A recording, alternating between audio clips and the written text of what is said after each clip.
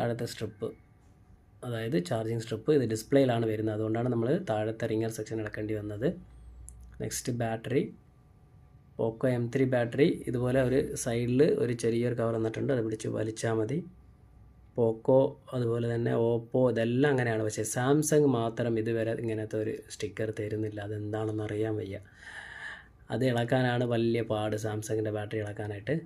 ഇതിപ്പോൾ നമ്മൾ ബാറ്ററി ഒരുവിധം പൊക്കി നിർത്തുന്നുണ്ട്. ഇത് വലിച്ചാൽ ചിലപ്പോൾ ഫുള്ളായിട്ട് ഇളകി വരും, ഇല്ലെന്നുണ്ടെങ്കിൽ ഇതുപോലെ പൊക്കി നിർത്തിയിട്ട് നമുക്ക് ഏതെങ്കിലും ഒരു ഓപ്പണർ വെച്ചിട്ട് ജസ്റ്റ് ഒന്ന് അകത്ത് കയറ്റി ഇങ്ങനെ ഒരു തിക്കുക, അത്രയേ ഉള്ളൂ.